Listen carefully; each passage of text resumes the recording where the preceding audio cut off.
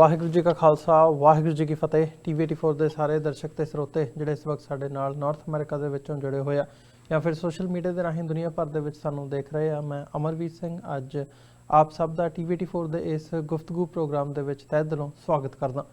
Viewers, ਅਸੀਂ ਪਿਛਲੇ weekend ਤੋਂ ਦੇਖ ਰਹੇ ਹਾਂ ਜਦੋਂ ਦਾ 2 ਦਿਨ ਹੋ ਚੁੱਕੇ ਆ ਜਿਹੜਾ ABVP ਹੈਗਾ ਆ, ਜਿਹੜਾ RSS ਦਾ ਸਟੂਡੈਂਟਸ ਵਿੰਗ ਹੈਗਾ ਇੱਕ, ਉਹਨਾਂ ਦੇ ਨਾਲ ਐਫੀਲੀਏਸ਼ਨ ਆ ਜਿਨ੍ਹਾਂ ਦੀ ਉਹ ਚਰਚਾ ਦੇ ਵਿੱਚ ਹੈਗੇ ਆ ਇਸ ਵਕਤ। JNU ਦਾ ਮਾਮਲਾ, JNU ਦੇ ਜਿਹੜੇ ਸਟੂਡੈਂਟਸ ਨੇ ਉੱਥੇ ਜਿਹੜਾ ਪ੍ਰੋਟੈਸਟ ਚੱਲ ਰਿਹਾ ਸੀ ਉਹਦੇ ਉੱਤੇ ਹਮਲਾ ਕਰਨ ਦੇ ਨਾਲ ਇਹ ਜਿਹੜਾ ਸਾਰਾ ਘਟਨਾਕ੍ਰਮ ਹੈ ਇਹ ਸਾਡੇ ਸਾਹਮਣੇ ਹੁਣ ਇੱਕ ਵਾਰ ਫੇਰ ਮੁੜ ਕੇ ਖੜਾ ਹੋਇਆ, ਜਿੱਥੇ ਸਿਟੀਜ਼ਨਸ਼ਿਪ ਅਮੈਂਡਮੈਂਟ ਐਕਟ ਦੀ ਗੱਲ ਹੋ ਰਹੀ ਸੀ, ਨਾਗਰਿਕਤਾ ਕਾਨੂੰਨ ਦੀ ਗੱਲ ਹੋ ਰਹੀ ਸੀ, ਉੱਥੇ ਨਾਲ ਦੀ ਨਾਲ ਜਿਹੜਾ ਸਾਰਾ ਘਟਨਾਕ੍ਰਮ ਹੈ ਇਹ ਇਹਦੇ ਵਿੱਚ ਇੱਕ ਖਾਸ ਮਾਇਨੇ ਰੱਖਦਾ।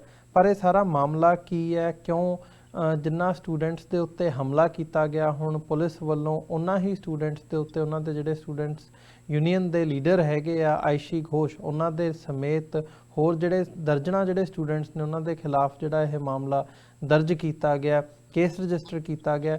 ਤੇ ਜਿਨ੍ਹਾਂ ਲੋਕਾਂ ਨੇ ਹਮਲਾ ਕੀਤਾ ਸੀ, ਜਿਹੜੇ ਗੁੰਡੇ ਸੀ, ਜਿਹੜੇ ਹਥਿਆਰ ਲੈ ਕੇ ਕੈਂਪਸ ਦੇ ਵਿੱਚ ਆਏ ਸੀ, ਉਹਨਾਂ ਦਾ ਹਜੇ ਤੱਕ ਸ਼ਨਾਖਤ ਵੀ ਨਹੀਂ ਕਰ ਸਕੀ ਹੈ ਪੁਲਿਸ। ਉਹਨਾਂ ਦੀ ਜਿਹੜੀ ਹੈ ਪੁਲਿਸ ਵੱਲੋਂ ਡਿਮਾਂਡ ਕੀਤੀ ਜਾ ਰਹੀ ਹੈ ਕਿ ਸਾਨੂੰ ਵੱਧ ਤੋਂ ਵੱਧ ਫੋਟੋਗ੍ਰਾਫਸ ਤੇ ਵੀਡੀਓਜ਼ ਜਿਹੜੀਆਂ ਨੇ ਉਹ ਭੇਜੀਆਂ ਜਾਣ। ਸੋ ਕਿਤੇ ਨਾ ਕਿਤੇ ਜਿਹੜੀ ਪੁਲਿਸ ਦੀ ਕੰਪਲਿਸਿਟੀ ਹੈ ਉਹ ਵੀ ਇਸ ਸਾਰੇ ਮਾਮਲੇ ਦੇ ਵਿੱਚ ਜਗ ਜ਼ਾਹਰ ਹੋ ਰਹੀ ਹੈ। ਪਰ ਇੱਕ ਵੱਡਾ ਸਵਾਲ ਇੱਥੇ ਉੱਠਦਾ ਵੀ ਕਿਤੇ ਨਾ ਕਿਤੇ ਇਹ ਜਿਹੜਾ ਇੱਕ ਵਿਦਿਆਰਥੀਆਂ ਦੇ ਆਪਸੀ ਸਮੂਹ ਦਾ ਮਾਮਲਾ ਨਾ ਹੋ ਕੇ ਉਹ ਇੱਕ ਅਖਾੜਾ ਬਣ ਚੁੱਕਿਆ ਹੈ ਜਿੱਥੇ ਪੋਲੀਟੀਕਲ ਗੇਮ ਚੱਲ ਰਹੀ ਹੈ। ਜਿਹੜੀਆਂ ਵੱਡੀਆਂ ਤਾਕਤਾਂ ਹੈਗੀਆਂ ਨੇ ਜਾਂ ਭਾਰਤ ਦੀ ਜਿਹੜੀ ਇੱਕ ਪਾਸੇ ਸਰਕਾਰ ਹੈਗੀ ਹੈ ਜਾਂ ਜਿਹੜੀ ਉਹਦੀ ਥਾਟ ਹੈ ਉਹ ਲਾਗੂ ਕਰਨ ਦੇ ਲਈ ਜਿਹੜਾ ਹੈ ਹਥਿਆਰ ਉਹ ਵਰਤੇ ਜਾ ਰਹੇ ਆ ਤੇ ਇੱਕ ਪੋਲੀਟੀਕਲ ਗੇਮ ਚੱਲ ਰਹੀ ਹੈ ਇਸ ਸਾਰੇ ਦੇ ਬਿਹਾਈਂਡ। ਇਸ ਬਾਬਤ ਅੱਜ ਅਸੀਂ ਵਿਚਾਰ ਚਰਚਾ ਕਰਾਂਗੇ ਇਸ ਸਾਰੇ ਮਾਮਲੇ ਦੇ ਉੱਤੇ। ਗੱਲਬਾਤ ਦੇ ਲਈ ਅੱਜ ਸਾਡੇ ਨਾਲ ਸਰੀ ਤੋਂ ਜਿਹੜੇ ਇੰਡੀਪੈਂਡੈਂਟ ਜਰਨਲਿਸਟ ਨੇ ਸਰਦਾਰ ਗੁਰਪ੍ਰੀਤ ਸਿੰਘ ਉਹ ਇਸ ਵਕਤ ਸਾਡੇ ਨਾਲ ਬਣੇ ਹੋਏ ਆ। ਆਓ ਉਹਨਾਂ ਨਾਲ ਮਿਲ ਕੇ ਅੱਜ ਦੀ ਇਸ ਵਿਚਾਰ ਚਰਚਾ ਦੀ ਸ਼ੁਰੂਆਤ ਕਰਦੇ ਹਾਂ। ਭਾਈ ਸਾਹਿਬ, ਤੁਹਾਡਾ ਸਵਾਗਤ ਹੈ ਜੀ। ਵਾਹਿਗੁਰੂ ਜੀ ਕਾ ਖਾਲਸਾ, ਵਾਹਿਗੁਰੂ ਜੀ ਕੀ ਫਤਿਹ।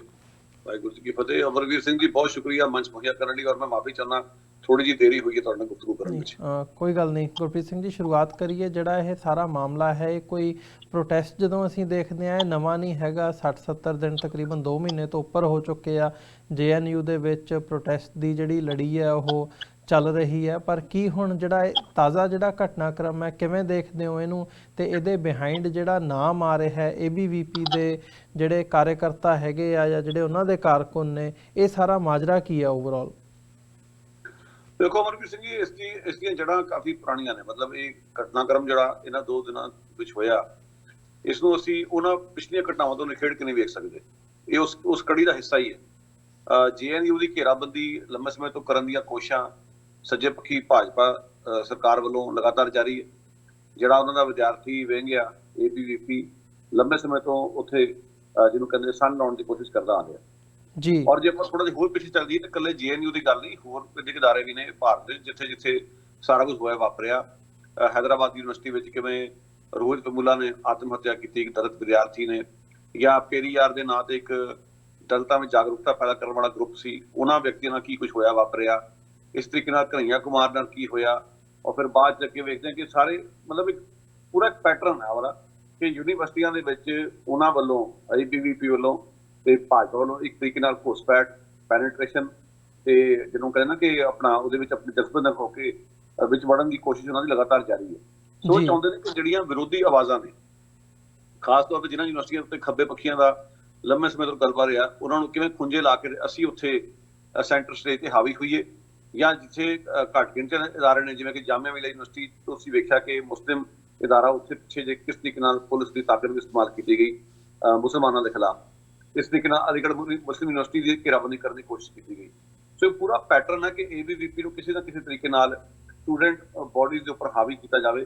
ਤੇ ਜਿਹੜਾ ਇੱਕ ਥਾਟ ਪ੍ਰੋਸੈਸ ਹੈ ਜਿਹੜਾ ਇੱਕ ਯੂਨੀਵਰਸਿਟੀਆਂ ਵਿੱਚ ਅਸੀਂ ਵੇਖਦੇ ਹਾਂ ਕਿ ਲੰਬੇ ਸਮੇਂ ਤੱਕ ਲੈਫਟ ਵਾਲੇ ਛਾਏ ਰਹੇ ਨੇ ਉਸਦੇ ਵਿਦਿਅਕ ਅਦਾਰਿਆਂ ਦੇ ਲੈਂਡਸਕੇਪ ਤੇ, तो ਉਹਨੂੰ ਕਾਊਂਟਰ ਕਰਨ ਲਈ ਤਾਂ ਜੋ ਜਿਹੜੀ ਇਹਨਾਂ ਦੀ ਵਿਚਾਰਧਾਰਾ ਉਹ ਕਿਵੇਂ ਲੋਕਾਂ ਤੱਕ ਪਹੁੰਚ ਸਕੇ, ਉਸ ਦੇ ਪਸਾਰੇ ਲਈ ਇਹ ਸਾਰਾ ਕੁਝ ਜਿਹੜਾ ਲੰਮੀ ਕਵਾਇਦ ਚੱਲਦੀ ਆ ਰਹੀ ਲੰਮੇ ਸਮੇਂ ਤੋਂ, ਮੈਂ ਉਸ ਦੇ ਨਾਲ ਜੋੜ ਕੇ ਵੇਖਦਾ।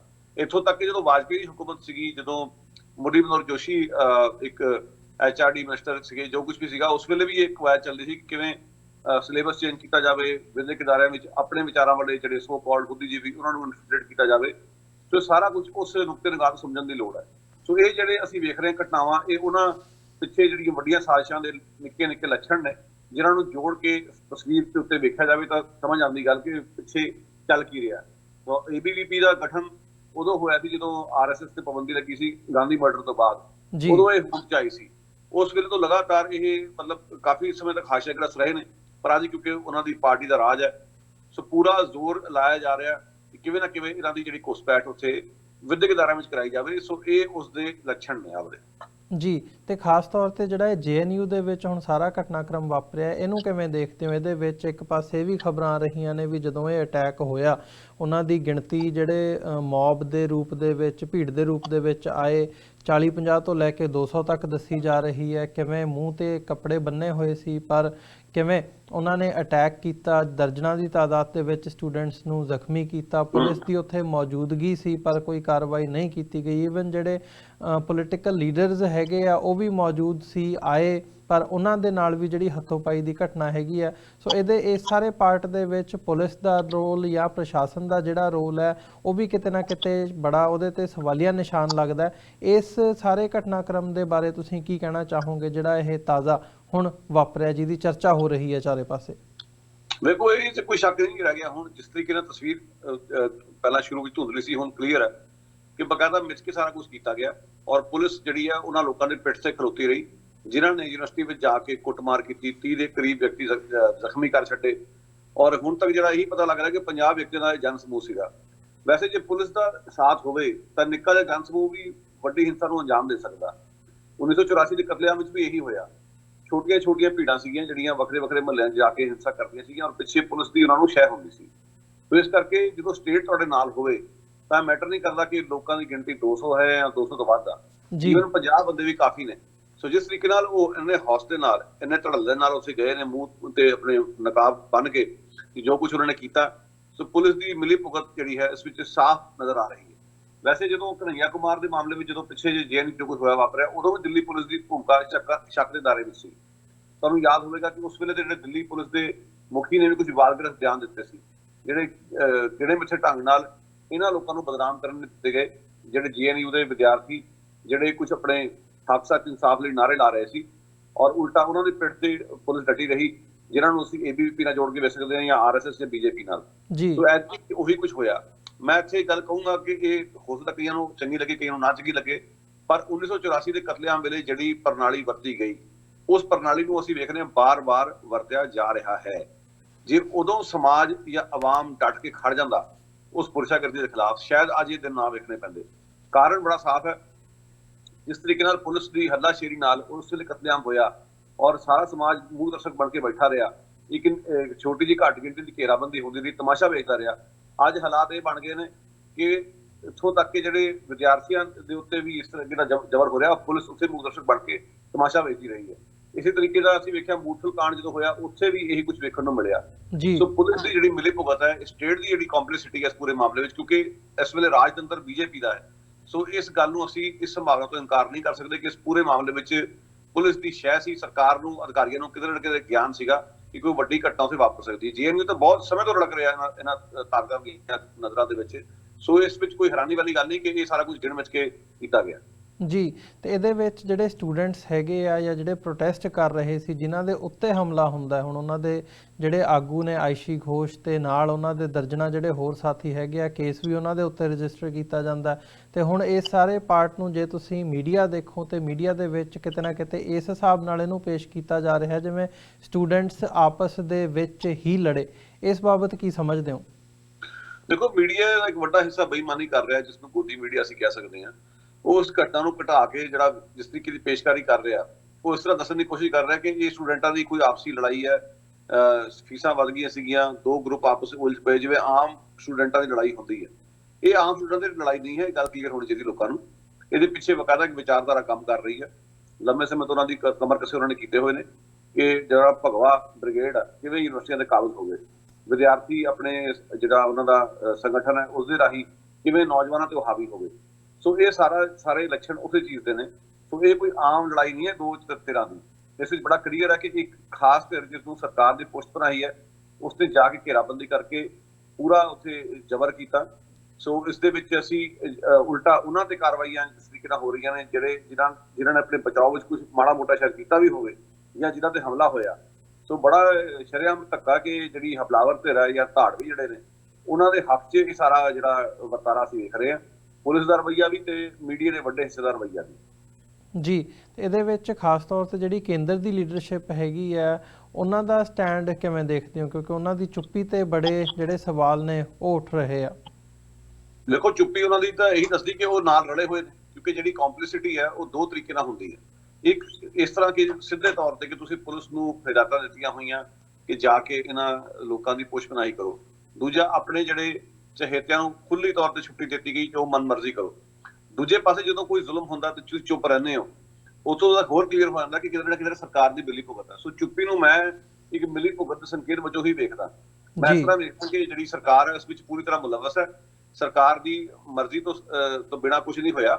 ਅੱਗੇ ਰੋਹਿਤ ਵੂਲਾ ਵਾਲੇ ਮਾਮਲੇ 'ਚ ਅਸੀਂ ਵੇਖਿਆ ਕਿਵੇਂ ਯੂਨੀਵਰਸਿਟੀ ਵਾਲੇ ਮਾਮਲੇ 'ਚ ਕੇਂਦਰ ਦੀ ਮੰਤਰੀ ਵੀ ਉਸ ਵਿੱਚ ਸ਼ਾਮਲ ਸੀਗੀ। ਕਿਸ ਤਰੀਕੇ ਨਾਲ ਜਦੋਂ ਕਨ੍ਹਈਆ ਕੁਮਾਰ ਵੇਲੇ ਘੇਰਾਬੰਦੀ ਹੋਈ ਉਦੋਂ ਵੀ ਕੇਂਦਰ ਦੇ ਮੰਤਰੀ ਕਿਸ ਤਰ੍ਹਾਂ ਦੇ ਬਿਆਨ ਦੇ ਰਹੇ ਸੀਗੇ। ਹੁਣ ਵੀ ਲਗਭਗ ਵਰਤਾਰਾ ਇਹੋ ਜਿਹਾ ਹੀ ਆ।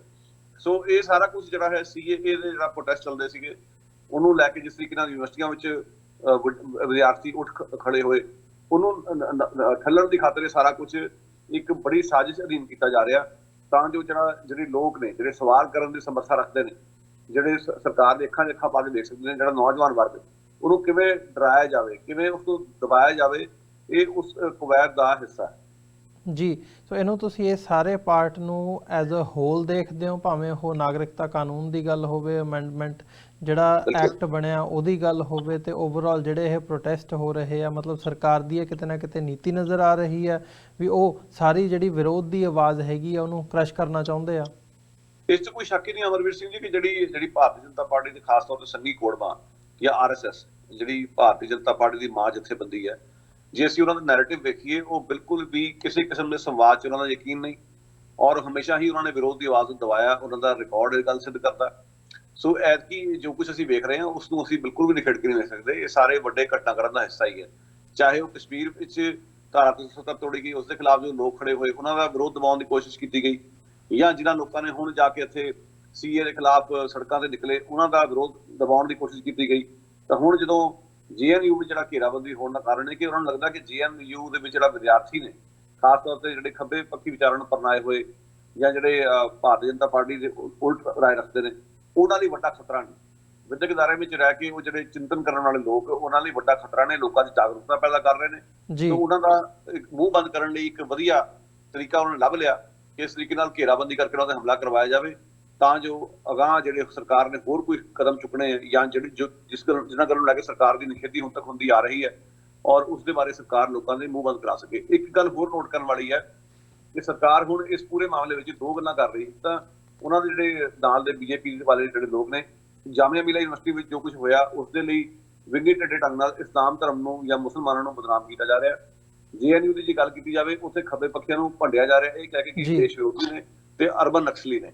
ਸੋ ਇਹ ਜਿਹੜੀਆਂ ਗੱਲਾਂ ਨੇ ਇਹਨਾਂ ਨੂੰ ਕਰਕੇ ਬਹੁ ਗਿਣਤੀ ਨੂੰ ਨਾਲ ਜੋੜ ਕੇ ਇਹਨਾਂ ਲੋਕਾਂ ਨੂੰ ਖੁੰਝੇ ਲਾਉਣ ਦੀਆਂ ਜਿਹੜੀਆਂ ਨੇ ਇਹ ਸਕੀਮਾਂ ਨੇ ਔਰ ਇਹ ਲੋਕਾਂ ਨੂੰ ਜਗ ਜ਼ਾਹਰ ਹੋਣਾ ਚਾਹੀਦਾ। ਜੀ, ਜਿਵੇਂ ਤੁਸੀਂ ਜ਼ਿਕਰ ਕੀਤਾ ਅਰਬਨ ਨਕਸਲੀ ਕਹਿ ਕੇ ਟਾਰਗੇਟ ਕਰਨ ਦਾ ਜਾਂ ਮੁਸਲਮਾਨਾਂ ਨੂੰ ਟਾਰਗੇਟ ਕਰਨ ਦਾ, ਪਿੱਛੇ ਤੁਸੀਂ ਆਪਣੇ ਸ਼ਬਦਾਂ ਦੇ ਵਿੱਚ 1984 ਦਾ ਜਿਹੜਾ ਨਸਲਕੁਸ਼ੀ ਸੀ ਉਹਦਾ ਜ਼ਿਕਰ ਕਰਕੇ ਹਟੇ ਹੋ। ਸੋ ਆਲ ਇਨ ਆਲ ਜੇ ਇਹਨਾਂ ਸਾਰੀਆਂ ਕੜੀਆਂ ਨੂੰ ਜੋੜਿਆ ਜਾਵੇ ਤਾਂ ਕੀ ਸਮਝਦੇ ਹੋ ਕਿ ਇਹ ਸਾਰਾ ਕੁਝ ਜੋ ਹੋ ਰਿਹਾ ਇਸ ਵਕਤ ਇਹਦੀ ਸ਼ੁਰੂਆਤ ਕਿਤੇ ਨਾ ਕਿਤੇ ਬਹੁਤ ਪਹਿਲਾਂ ਹੋ ਚੁੱਕੀ ਸੀ, ਜਿਹੜੀ ਅੱਜ ਉਸੇ ਲੜੀ ਦੇ ਤਹਿਤ ਜਿਹੜਾ ਸਾਰਾ ਘਟਨਾਕ੍ਰਮ ਚੱਲ ਰਿਹਾ? ਦੇਖੋ, ਮੈਂ ਮੰਨ ਕੇ ਚੱਲਦਾ ਕਿ ਇਸ ਦੀ ਸ਼ੁਰੂਆਤ ਕਾਫੀ ਦੇਰ ਤੋਂ ਹੋ ਚੁੱਕੀ। ਵੈਸੇ ਤਾਂ RSS ਦੀ ਜਿਹੜੀ ਸੋਚ ਹੈ ਕਾਫੀ ਪੁਰਾਣੀ ਹੈ, ਸੋ ਉਸ ਦੇ ਵਿੱਚੋਂ ਹੀ ਸਾਰਾ ਕੁਝ ਝਲਕ ਰਿਹਾ। ਜਿਵੇਂ ਮੈਂ ਪਹਿਲਾਂ ਵੀ ਕਿਹਾ ਸੀ ਕਿ RSS ਦੀ ਜੋ ਪਾਬੰਦੀ ਲੱਗੀ ਗਾਂਧੀ ਮਰਡਰ ਤੋਂ ਬਾਅਦ ਤਾਂ ABVP ਉਦੋਂ ਹੋਂਦ 'ਚ ਆਈ। ਸੋ ABVP ਨੂੰ ਹੋਂਦ 'ਚ ਲਿਆਇਆ ਗਿਆ ਕਿ ਇੱਕ ਸਾਡੇ ਕੋਲ ਨੌਜਵਾਨਾਂ ਦਾ ਜਨ ਸਮੂਹ ਚਾਹੀਦਾ ਜਿਹੜਾ ਬਾਹਰ ਜਾ ਕੇ ਲੋਕਾਂ ਦੇ ਵਿੱਚ ਆ ਕੇ ਕੰਮ ਕਰ ਸਕੇ।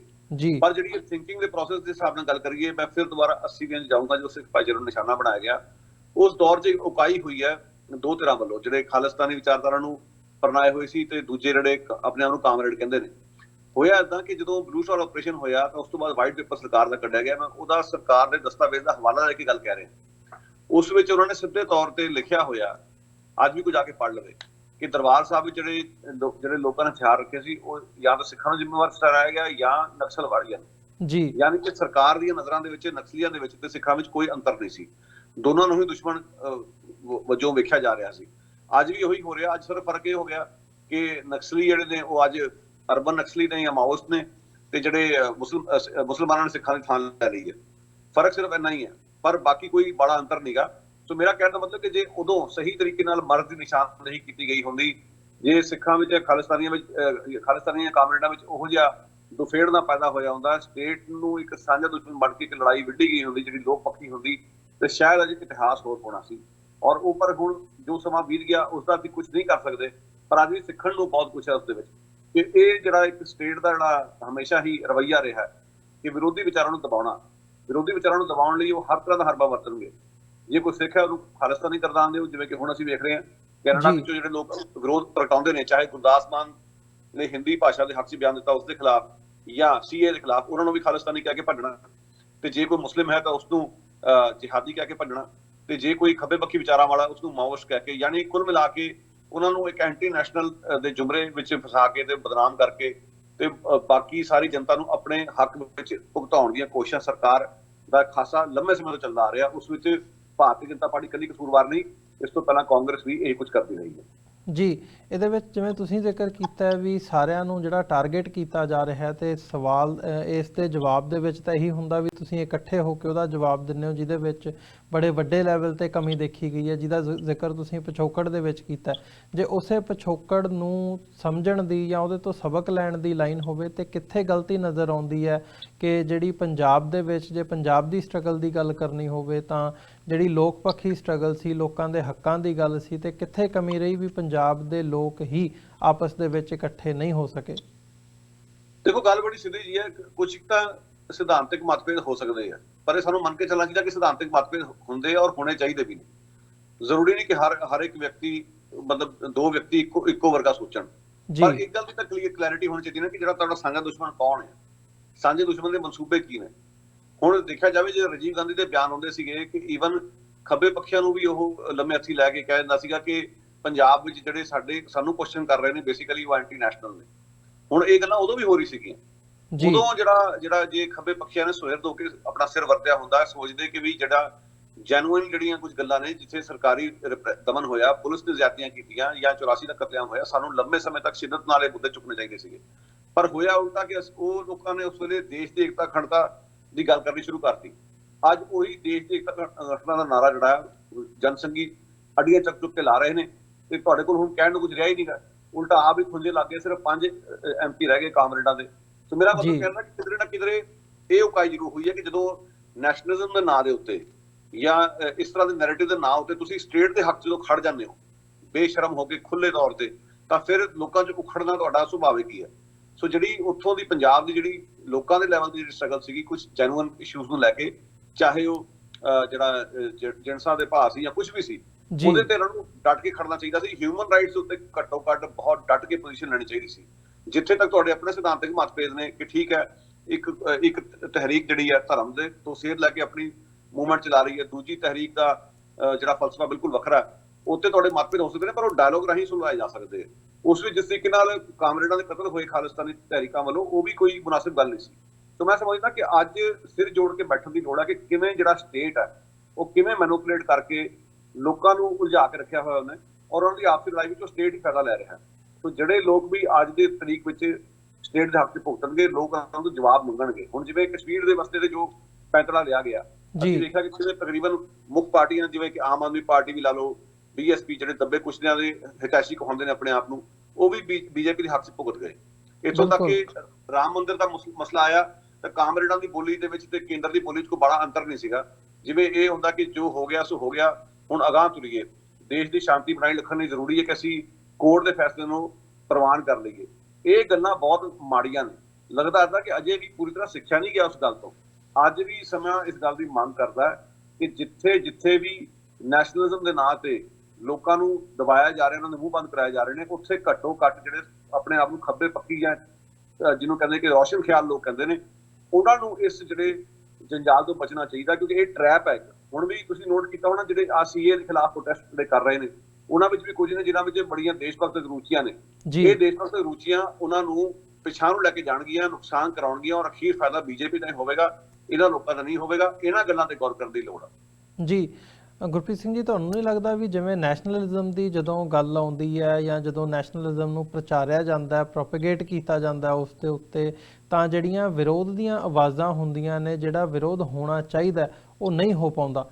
ਜਦੋਂ ਤਾਂ ਗੱਲ ਹੁਣ ਅਸੀਂ ਅਮੈਂਡਮੈਂਟ ਬਿੱਲ ਦੀ ਕਰੀਏ ਜਾਂ ਅਦਰਵਾਈਜ਼ ਕਰੀਏ, ਫਿਰ JNU ਦੀ ਹੋਵੇ, ਉੱਥੇ ਉਹੀ ਆਵਾਜ਼ਾਂ ਉੱਠਦੀਆਂ ਨੇ, ਦਿੱਲੀ ਦੇ ਵਿੱਚੋਂ ਵੀ, ਅਦਰਵਾਈਜ਼ ਯੂਨੀਵਰਸਿਟੀਜ਼ ਦੇ ਵਿੱਚੋਂ ਵੀ। ਪਰ ਉਹੀ ਗੱਲ ਜਦੋਂ ਉਹੀ ਵਿਰੋਧ, ਉਹੀ ਸਾਰੀ ਖੇਡ ਕਸ਼ਮੀਰ ਦੇ ਵਿੱਚ ਖੇਡੀ ਜਾਂਦੀ ਹੈ, ਉੱਥੇ ਸਾਰੇ ਚੁੱਪ ਹੋ ਜਾਂਦੇ ਆ। ਜਦੋਂ ਘੱਟ ਗਿਣਤੀਆਂ ਦਾ ਮਾਮਲਾ ਆਉਂਦਾ ਤੇ ਉੱਥੇ ਜਿਹੜੀ ਵੱਧ ਗਿਣਤੀ ਹੈਗੀ ਹੈ ਉਹ ਚੁੱਪ ਹੋ ਜਾਂਦੀ ਹੈ। ਇਹ ਬੜਾ ਹੀ ਇੱਕ ਨਿਰਾਸ਼ਾਜਨਕ ਇੱਕ ਸਵਾਲ ਹੈ ਕਿ ਇਹਦਾ ਕਾਰਨ ਕੀ ਸਮਝਦੇ ਹੋ ਤੁਸੀਂ? ਇੱਦਾਂ ਕਿਉਂ ਹੁੰਦਾ ਇਹ ਵੀ ਜਦੋਂ ਆਪਣੇ ਤੇ ਪੈਂਦੀ ਹੈ ਫਿਰ ਯਾਦ ਆਉਂਦਾ, ਪਰ ਜਦੋਂ ਦੂਜੇ ਵੱਲ ਗੱਲ ਹੁੰਦੀ ਹੈ ਉਦੋਂ ਜਿਹੜੀ ਹੈ ਉਹ ਨਹੀਂ ਨਜ਼ਰ ਆਉਂਦਾ ਪਾਰਟ?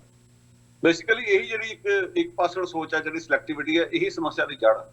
ਇਸੇ ਨੇ ਲੋਕਾਂ ਨੂੰ ਆਪਸ ਵਿੱਚ ਪਾੜ ਕੇ ਰੱਖਿਆ ਹੋਇਆ। ਮੈਂ ਮਿਸਾਲ ਦੇਣੀ ਚਾਹੁੰਦਾ, ਚਮਨ ਲਾਲ ਇੱਕ JNU ਨਾਲ ਜੁੜੇ ਰਹੇ ਨੇ ਪ੍ਰੋਫੈਸਰ, ਜਿਹੜੇ ਖੱਬੇ ਪੱਖੀ ਵਿਚਾਰਾਂ ਨੂੰ ਪਰਨਾਏ ਹੋਏ ਨੇ। ਮੈਂ ਇੱਜ਼ਤ ਕਰਦਾ ਉਹਨਾਂ ਦੀ, ਪਰ ਮੈਂ ਉਹਨਾਂ ਦੀ ਪੋਸਟ ਵੇਖ ਕੇ ਬੜਾ ਹੈਰਾਨ ਹੋਇਆ ਔਰ ਮੈਨੂੰ ਹਾਸਾ ਵੀ ਆਇਆ। ਉਹ ਲਿਖ ਰਹੇ ਨੇ ਕਿ ABVP ਵੀ ਉਸੇ ਤਰ੍ਹਾਂ ਪਾਬੰਦੀ ਲਾਈ ਜਾਵੇ ਜਿਵੇਂ ਸੀਮੀ ਤੇ ਲਾਈ ਗਈ, ਜਿਹੜੀ ਇਸਲਾਮਿਕ ਸਟੂਡੈਂਟਾਂ ਦੀ ਆਰਗੇਨਾਈਜੇਸ਼ਨ ਹੈ। ਪਹਿਲੀ ਗੱਲ, ਉਹਨਾਂ ਦੀ ਗੱਲ ਦੇ ਵਿੱਚ ਬਹੁਤ ਵੱਡਾ ਨੁਕਸ ਆ। ਨੁਕਸ ਇਹ ਹੈ ਕਿ ਬੀਜੇਪੀ ਦਾ ਰਾਜ ਹੋਵੇ, ਤੁਸੀਂ ਇਸ ਗੱਲ ਦੀ ਕਿਵੇਂ ਆਸ ਕਰ ਲਓਗੇ ਕਿ ABVP ਪਾਬੰਦੀ ਉਹ ਲਾਉਣਗੇ? ਪਿਛਲੀ ਕਾਂਗਰਸ ਸਰਕਾਰ ਸੀਗੀ, ਉਹਨੇ ਕਿਹੜਾ ਲਾਤੀ? ਉਹਨਾਂ ਨੂੰ ਤਾਂ ਖੱਬੇ ਪੱਖੀ ਸਮਰਥਨ ਵੀ ਦਿੰਦੇ ਰਹੇ ਨੇ, ਉਹਨਾਂ ਨੇ ਤਾਂ ਕੁਝ ਨਹੀਂ ਕੀਤਾ। ਉਲਟਾ ਪਿਛਲੀ ਸਰਕਾਰ ਤੇ ਹੁਣ ਦੀ ਸਰਕਾਰ ਦੇ ਵਿੱਚ ਲਗਾਤਾਰ ਅਸੀਂ ਇੱਕ ਸਮਾਨਤਾ ਇਹ ਵੇਖੀ ਹੈ ਕਿ ਘੱਟ ਗਿਣਤੀਆਂ ਦੇ ਨਾਲ ਜੁੜੇ ਹੋਏ ਜਿਹੜੇ ਵੱਖਰੇ ਵੱਖਰੇ ਗਰੁੱਪ ਨੇ, ਉਹ ਸਾਰੇ ਪਾਬੰਦੀਸ਼ੁਦਾ ਰਹੇ ਨੇ। ਸਾਰਿਆਂ ਨੂੰ ਦਹਿਸ਼ਤਗਰਦ ਸੰਗਠਨ ਕਰਾਰ ਦੇ ਕੇ ਉਹਨਾਂ ਦੇ ਮੂੰਹ ਬੰਦ ਕਰਾਏ ਗਏ ਨੇ। ਪਰ ਹਿੰਦੂਤਵੀ ਤਾਕਤਾਂ ਦੇ ਖਿਲਾਫ ਨਾ ਤਾਂ ਕਾਂਗਰਸ ਨੇ ਕੋਈ ਹੌਸਲਾ ਦਿਖਾਇਆ ਆਪਣਾ, ਤੇ ਇਹ ਸਰਕਾਰ ਨੂੰ ਤਾਂ ਅਸੀਂ ਆਸ ਹੀ ਨਹੀਂ ਕਰ ਸਕਦੇ। ਸੋ ਮੇਰਾ ਕਹਿਣ ਦਾ ਮਤਲਬ, ਇਹ ਜਿਹੜੀ ਸਿਲੈਕਟਿਵਿਟੀ ਹੈ, ਇੱਕ ਤਰਫਾ ਪਹੁੰਚ, ਤੁਸੀਂ ਇਹ ਕਹੋ ਕਿ ਸੀਮੀ ਦੇ ਲੋਕਾਂ ਨੇ ਤੁਸੀਂ ਮੁਕਾਬਲੇ ਬਣਾਏ ਆ, ਤੁਸੀਂ ABVP ਦੇ ਮੁਕਾਬਲੇ ਬਣਾ ਕੇ ਦਿਖਾਓ, ਫਿਰ ਅਸੀਂ ਮੰਨੀਏ। ਜੇ ਤੁਸੀਂ ਧਰਮਿੰਦਰ ਸਿੰਘ ਪਰਮਾਰ ਦਾ ਮੁਕਾਬਲਾ ਬਣਾਇਆ ਸੀ, ਸਦਵੀ ਪ੍ਰਗਿਆ ਦਾ ਮੁਕਾਬਲਾ ਬਣਾਓ। ਮੇਰਾ ਮਤਲਬ ਕਹਿਣ ਦਾ ਕਿ ਇਹ ਇਸ ਤਰ੍ਹਾਂ ਦੇ ਸਾਨੂੰ ਬੜੇ ਬੇਬਾਕੀ ਨਾਲ ਸਵਾਲ ਠੋਸ ਕਰਨੇ ਚਾਹੀਦੇ, ਬਜਾਏ ਕਿ ਅਸੀਂ ਇਹੋ ਜਿਹੀ ਪੋਜੀਸ਼ਨ ਲਈਏ ਜਿਹੜੀ ਕਿ ਬਿਲਕੁਲ ਹੀ ਜਿਸ ਵਿੱਚ ਕੋਈ ਜਾਨ ਨਹੀਂ, ਇੱਕ ਪੇਟਲਾਪਣ ਜਿਹਾ ਨਜ਼ਰ ਆਉਂਦਾ। ਸੋ ਉਹ ਸਮੱਸਿਆ ਦੀ ਜੜ ਹੈ ਜਿਹੜੀ ਸਿਲੈਕਟਿਵਿਟੀ ਜਿਹਨੂੰ ਅਸੀਂ ਕਹਿ ਸਕਦੇ ਹਾਂ। ਹਮੇਸ਼ਾ ਡਟ ਕੇ ਸਟੈਂਡ ਉਹ ਲਿਆ ਜਾਵੇ ਜਿਹੜਾ ਸਟੈਂਡ ਲੈਣਾ ਬਣਦਾ। ਇਹ ਸਟੈਂਡ ਕਾਂਗਰਸ ਵੇਲੇ ਵੀ ਲੈਣਾ ਬਣਦਾ ਸੀ, ਇਹ ਸਟੈਂਡ ਅੱਜ ਵੀ ਲੈਣਾ ਬਣਦਾ। ਸੋ ਇੱਥੇ ਹੀ ਸਾਰਾ ਨੁਕਸ ਆ ਕਿ ਜਦੋਂ ਤੁਸੀਂ ਆਪਣੇ ਤੇ ਪੈਂਦੀ ਹੈ, ਜਿਵੇਂ ਤੁਸੀਂ ਬਿਲਕੁਲ ਸਹੀ ਕਿਹਾ ਕਿ ਅੱਜ ਜੇ ਤੁਹਾਡੇ ਤੇ ਪੈ ਰਹੀ ਹੈ ਬਹੁਤ ਵੱਡਾ ਜ਼ੁਲਮ ਤਾਂ ਨਜ਼ਰ ਆ ਰਿਹਾ, ਪਰ ਜਦੋਂ ਕਸ਼ਮੀਰੀਆਂ ਤੇ ਪੈ ਰਹੀ ਸੀ, ਸਿੱਖਾਂ ਤੇ ਪੈ ਰਹੀ ਸੀ, ਉਦੋਂ ਤੁਹਾਡੇ ਮੂੰਹ ਬੰਦ ਸੀਗੇ। ਇੱਥੋਂ ਤੱਕ ਕਿ ਸਾਡੇ ਕੈਨੇਡਾ ਅਮਰੀਕਾ ਦੀ ਮਿਸਾਲ ਹੈ, 6 ਫॉर ਜਸਟਿਸ ਦੇ ਉੱਤੇ ਹਾਲ ਹੀ ਵਿੱਚ ਪਾਬੰਦੀ ਲਾਈ ਗਈ। ਤੁਸੀਂ ਵੀ ਅਮਰਜੀਤ ਸਿੰਘ ਜੀ ਜਾਣਦੇ, ਮੈਂ ਵੀ ਜਾਣਦਾ 6 ਫॉर ਜਸਟਿਸ ਕਿੰਨਾ ਵੱਡਾ ਖਤਰਨਾਕ ਸੰਗਠਨ ਹੈ।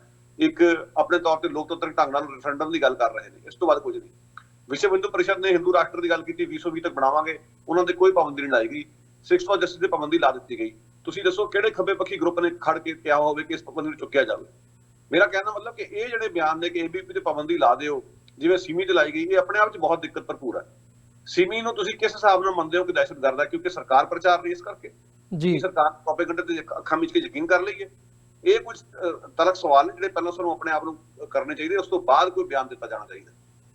ਜੀ ਬਿਲਕੁਲ ਗੁਰਪ੍ਰੀਤ ਸਿੰਘ ਜੀ, ਸਮਾਂ ਨਹੀਂ ਇਜਾਜ਼ਤ ਦਿੰਦਾ ਗੱਲਬਾਤ ਨੂੰ ਹੋਰ ਅੱਗੇ ਤੋਰੀਏ। ਅੱਜ ਦੇ ਸ਼ੋਅ ਦੇ ਵਿੱਚ ਇੱਥੇ ਹੀ ਇਜਾਜ਼ਤ ਚਾਹਾਂਗੇ ਜੀ। ਦੁਬਾਰਾ ਫਿਰ ਤੁਹਾਡੇ ਨਾਲ ਜ਼ਰੂਰ ਵਿਚਾਰਾਂ ਦੀ ਸਾਂਝ ਪਾਵਾਂਗੇ ਜਦੋਂ ਨਵਾਂ ਇਸ਼ੂ ਜਾਂ ਇਸ ਦੇ ਉੱਤੇ ਨਵੀਂ ਕੋਈ ਡਿਵੈਲਪਮੈਂਟ ਹੁੰਦੀ ਹੈ। ਅੱਜ ਦੇ ਸ਼ੋਅ ਦੇ ਵਿੱਚ ਇਜਾਜ਼ਤ ਦਿਓ ਜੀ। ਵਾਹਿਗੁਰੂ ਜੀ ਕਾ ਖਾਲਸਾ, ਵਾਹਿਗੁਰੂ ਜੀ ਕੀ ਫਤਿਹ। ਵਿਊਅਰਸ, ਉਮੀਦ ਕਰਦੇ ਹਾਂ ਅੱਜ ਦੀ ਜਿਹੜੀ ਸਾਡੀ ਇਹ ਗੱਲਬਾਤ ਸੀ, ਜਿਹੜਾ JNU ਦੇ ਵਿੱਚ ਸਾਰਾ ਘਟਨਾਕ੍ਰਮ ਵਾਪਰਿਆ, ਵਿਦਿਆਰਥੀਆਂ ਦੇ ਉੱਤੇ ਹਮਲਾ ਜਿਹੜਾ ਹੈ, ਜਾਂ ਓਵਰਆਲ ਜਿਹੜਾ ਇਹ ਹਿੰਦੂਤਵੀ ਗਲਬਾ ਹੈ, ਇਹਦੀ ਪਕੜ ਕਿਵੇਂ ਮਜ਼ਬੂਤ ਹੋ ਰਹੀ ਹੈ ਦਿਨ ਪਰ ਦਿਨ, ਇਸ ਦੇ ਉੱਤੇ ਇਹ ਉਮੀਦ ਕਰਦੇ ਹਾਂ ਅੱਜ ਦੀ ਗੱਲਬਾਤ ਤੁਹਾਨੂੰ ਜ਼ਰੂਰ ਪਸੰਦ ਆਈ ਹੋਵੇਗੀ। ਸੋ ਅੱਜ ਦੇ ਸ਼ੋਅ ਦੇ ਵਿੱਚ ਇੱਥੇ ਹੀ ਇਜਾਜ਼ਤ ਚਾਹਾਂਗੇ। ਦੁਬਾਰਾ ਫਿਰ ਕੱਲ੍ਹ ਨੂੰ ਤੁਹਾਡੇ ਨਾਲ ਮੁਲਾਕਾਤ ਹੋਵੇਗੀ। ਜਾਂਦੇ ਜਾਂਦੇ ਜ਼ਰੂਰ ਤੁਹਾਡੇ ਚਰਨਾਂ ਦੇ ਵਿੱਚ ਬੇਨਤੀ ਕਰਨੀ ਚਾਹਾਂਗਾ ਕਿ ਇਸ ਪਲੇਟਫਾਰਮ ਨੂੰ ਅੱਗੇ ਵਧਾਉਣ ਦੇ ਲਈ ਸਾਨੂੰ ਤੁਹਾਡੀ ਸਹਾਇਤਾ ਦੀ ਲੋੜ ਹੈ।